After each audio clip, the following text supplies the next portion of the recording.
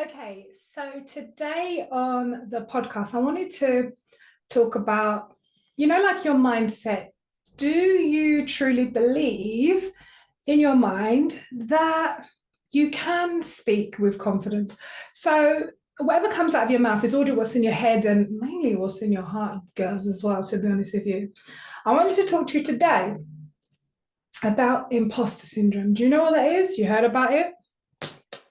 You might have. Okay, so let me everybody sit down, ready to go. Okay, so imposter syndrome, my dear, is basically when you're in a place or a space, could be a company, could be a job, could be a relationship, could be a place, whatever it is, yeah.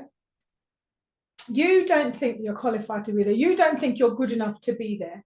And that's when that imposter syndrome, the thoughts and the feelings of, well, I'm here. I don't know what to say. I'm not qualified. I shouldn't be here. I don't dress the same. I don't look the same. Blah, blah, blah, blah, blah, blah, blah, blah.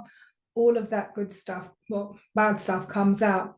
And that's this imposter syndrome where you're in a place where God has put you there because he needs you there. Simple. But your own thoughts kind of keep telling you, I shouldn't be here, I'm not good enough, not qualified enough, not pretty enough, not strong enough, not light enough, not black enough, not qualified. All the different things that your own mind will tell you that you shouldn't be there. Okay, and I remember I was watching a YouTube, might even be on a show becoming my favorite. One of my favorite speakers is Michelle Obama. I tell you, day in, day out, if you want to improve the way you speak, watch how she uses the power of speech and story and empathy and emotion when she delivers anything that she wants to talk about. So I remember she said this, I'm going to read it word for word. So if my eyes drop down, that's why. So she said this, they're not any smarter than you. She's talking about imposter syndrome. They're not any smarter than me. If you feel like an imposter because he isn't giving up his seat easily, he isn't going to just say, I understand you don't feel like you belong here. Well, let me make room for you and sit you down and tell you things you need to hear. They're not going to do that for you because both times they don't even want you there, even when you need to be there. That was what Michelle Obama said on, it was one of her becoming tour, etc. So that was what Michelle Obama said about it. And what I wanted to tell you is about how do you be it? So you might relate, you've got imposter syndrome. Cool, amen. How do you beat it? There is help, girls. So a while ago, I interviewed an amazing lady, amazing entrepreneur on my podcast. Her name is Marissa Bailey Clements. And she gave me this amazing tip that I think what she got from one of her business mentors about how to beat this imposter syndrome, this imposter voice. And she called it basically the name and shame that negative voice. Okay, so when all those negative voices come up, and they say, oh, touch the light bulb, and they say, oh, you can't do that. Oh, what are you going for that job for? Oh, well, you can't drive. Oh, you can't. All the different you can't. All those little voices that come up like that. All that. Yeah.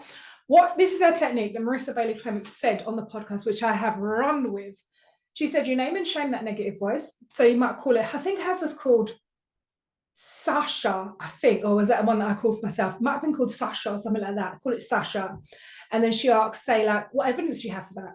And then, of course, the negative voice doesn't have any evidence to say, why you can't go for that job, why you can't live in that place, why you can't have that Instagram program, why you can't sell that, all the different whys. And of course, the negative voice cannot provide any evidence why you cannot speak with confidence, why you cannot do this successfully, why you cannot go after this job, why, all the different whys. So do this every time these negative voices come up. If you're having these negative voices, anytime you want to do something great, not even just speaking, it happens all the time, yeah? Do this technique. Name and give your imposter voice syndrome, give it a name. Call it Sasha, Saskia, some little feisty name that you can think of. Do that. Give it a name, shame it, and ask it for the evidence. It's going to be silent, silent, silent. All right? So do that every time those negative thoughts come. So I hope that this has helped you. Let me know whether you're listening or watching or whatever.